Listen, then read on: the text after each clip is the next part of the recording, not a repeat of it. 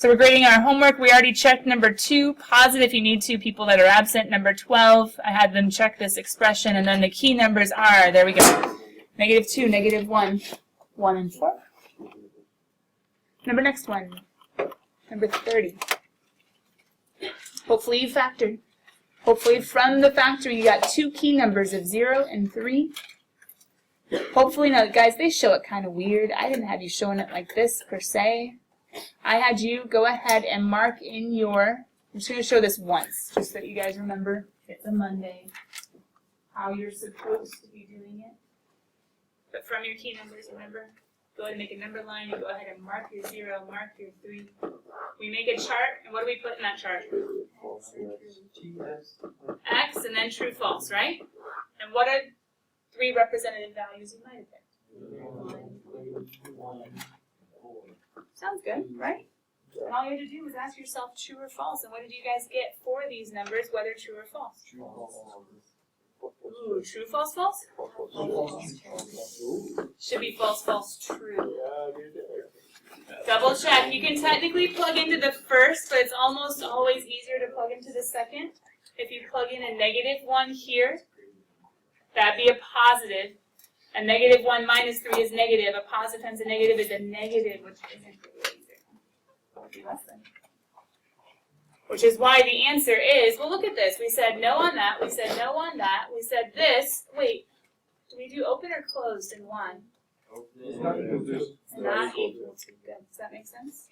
Not equal to, so it's open. They went ahead and showed it with a snazzy parenthesis either way. So final answer is X is within 3 to infinity, but with a parenthesis or with an open circle. I won't show you that every time, but that's just to remind you of how we do it. Number 46. There were multiple ways of doing this one. They went ahead and did the nice long algebraic detailed way, which would be to subtract, get common denominators, and then say zeros are from the top, undefines are from the bottom. We talked about how you could have cross-multiplied and gotten the -14. So why the -2 and why the 6? Where do they come from? Undefines. Good. So there was a faster way of doing this. You could have done cross-multiplying. You would have gotten the -14. Remember, you can't trust what you get if you keep the inequality. You're just looking for the number. And once you have your 3 key numbers, -14, -2, and 6, you plug and chug them in. It would have been false there. It would have been false there. Our true, just to show you in my notation, would have been here, and our true would have been here. Everything is open. Because, remember, can undefines ever be closed? The -2 and 6, since they were from the denominators, can they ever be closed or equal to? Yeah, they're undefined. That's the description of who they are. They're not allowed to be. So therefore, -2 and 6 have to be open. But why was 14, or I should say -14 open too? No or equal to. So final answers, X is within -14 and -2 and 6 to infinity. There's the interval notation. The graphing was down below. Let's go to the next one real quick. Number 66, this one is a little bit easier because it was already all on one side with 0 on the other. Factor the bottom, you should have gotten key numbers of X and then plus or minus 3. Sorry, 0 and plus or minus 3. If I was to label these, just because of where they were, this one would be a 0, this one would be undefined, and this one would be undefined. And just by nature of undefined and undefined, was this that funny domain one? You had to take what was under the square root and set it greater than or equal to 0? But just by nature, undefined numbers have to be open. Undefined numbers have to be open.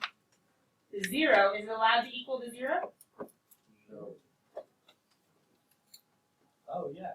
Why? Because it's still 0. Or equal to. Is it allowed to be 0? Yeah. So those two would have been empty before I even did any testing of a chart or anything.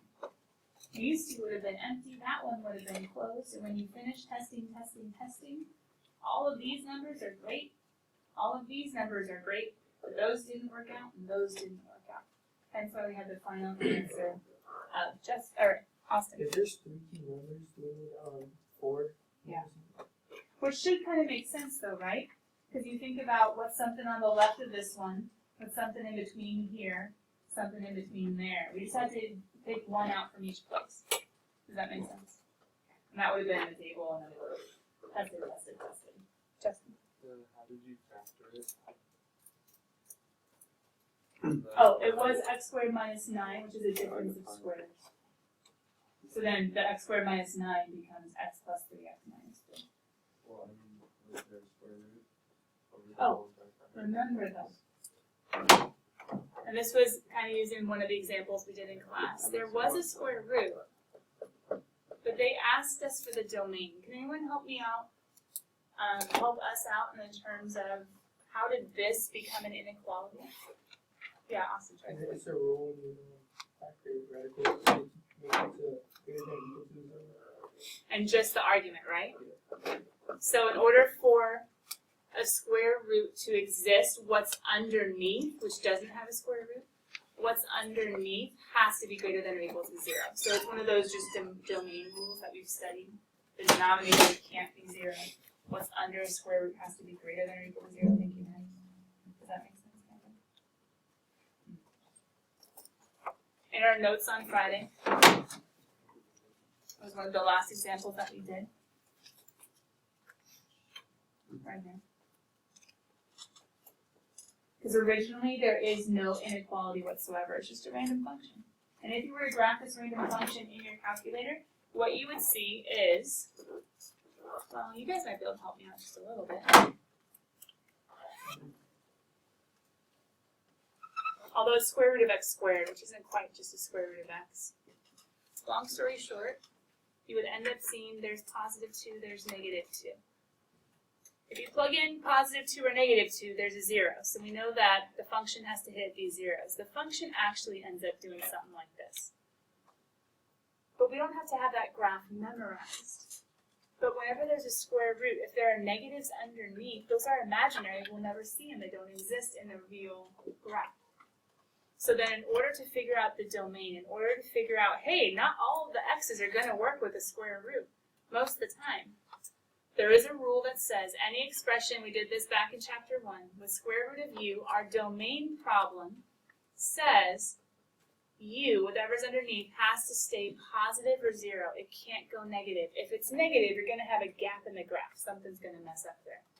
So in essence, we're taking this old-fashioned rule from chapter 1 that says, hey, any square root, and it could be a 4th root, a 6th root, any even powered root of an expression, for the domain, that expression must be greater than or equal to 0. So we take this rule and we apply it and say, domain, I need to use this. And then we start filling in the rule. But to solve, we can't just use chapter 1 stuff and add the 4 plus or minus square root because of the inequality. We have to set up our little sign chart and then test. So that's kind of what's going on. With that, did we have any more evens or are we done, guys? Is that the last one? Yeah, we're done. Okay, I'm zooming up real quick.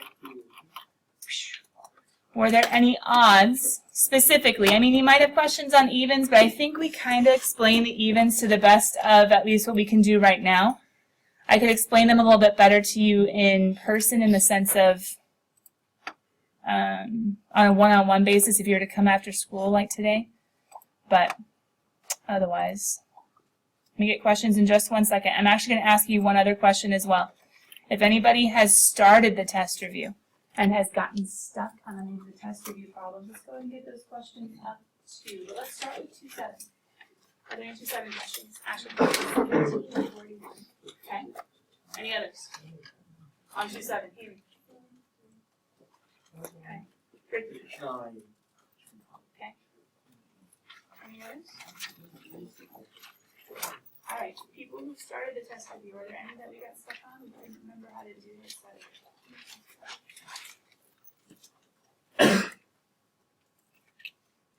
That's a good sign.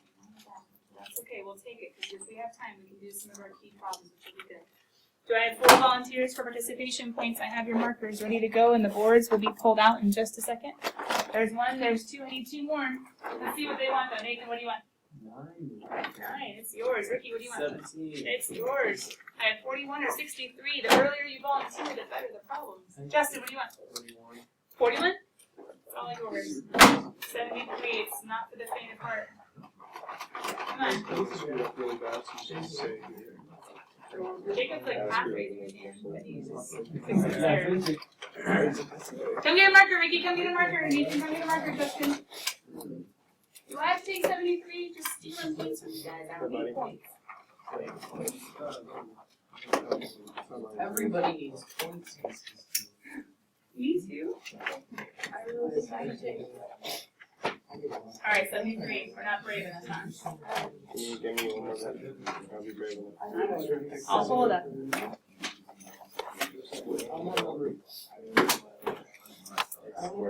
I'll pull it up and we'll all think through it together. How about that?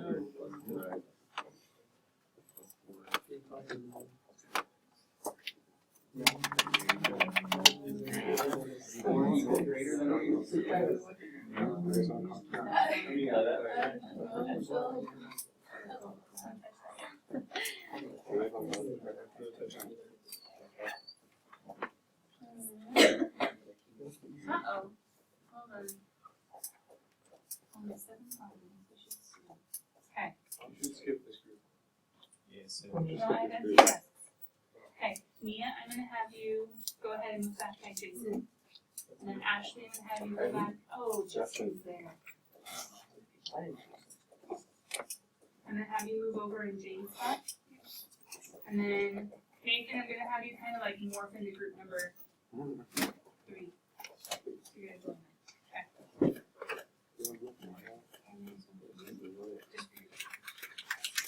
And then add a group. Never mind, the label on it.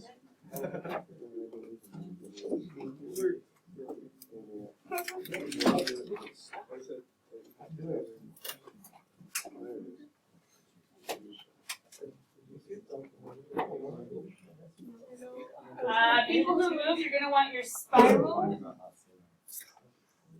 and a pencil. That's all you really need. And people who move. Make sure you have your spiral and a pencil. Okay, number 7.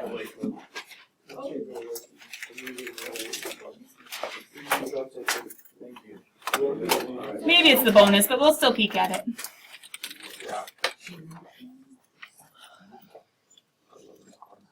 Uh-oh. Wakey, wakey. It's a Monday for the computer, too.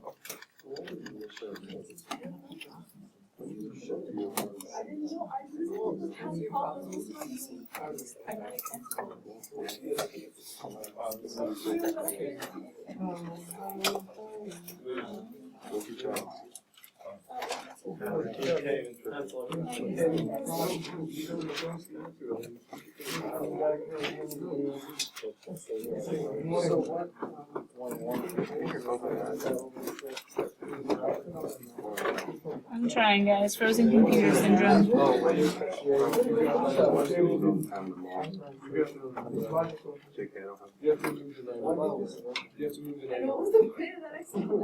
I moved his hand down so I could see him, but I moved it back up.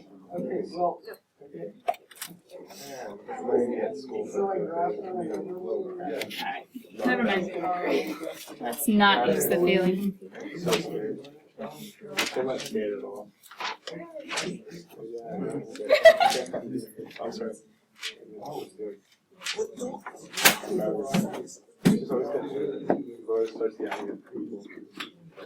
Nothing? Nothing. I know Matrix. I know Matrix. Yeah, you are. There's no doubt you'll make it.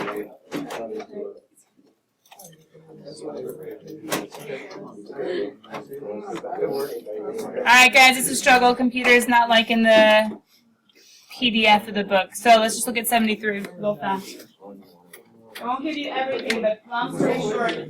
Alright, quiet down or else I'm not going to do it. 5, 4, 3, 2. Thanks for the one, but you're supposed to just be quiet. Number 73 gives us a general position function. If you ever take physics, you will get to know this puppy really well. V sub naught T plus S sub naught. V sub naught is initial velocity. S sub naught is initial position. Like, how are we supposed to know that? It told you in the paragraph. They give you some information like a projectile is fired straight upward from ground level, saying, they actually told you, guess what, this guy's 0. And then they said with an initial velocity of, they didn't put a letter, but it meant v sub naught, of 160 feet per second. And then they said use all of those clues to figure out when, at what instant, the object will be back at ground level. So you plug and chug and say position is equal to negative 16 t squared plus 160 t plus 0, which means it's not there. The downwards parabola, because you shoot something up and it's going to come down. That's basically what's going on. And they ask, when will it be back to the ground? Well, guys, what's going to be true when it's at the ground? What's the y equal to? 0. Exactly. So for letter A, all they said was, hey, guess what? When is s equal to 0? What'd you have to do to solve it? Factor. Factor and solve. I won't do that for you, but factor and solve for A. And then letter B says, when will the height exceed? Exceed?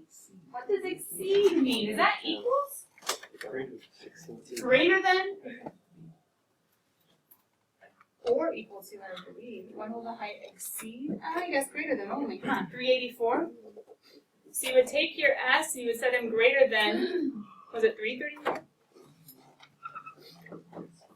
So that would mean negative 16t squared plus 160t greater than 334. I think the hardest part of number 73, oh sorry, 380.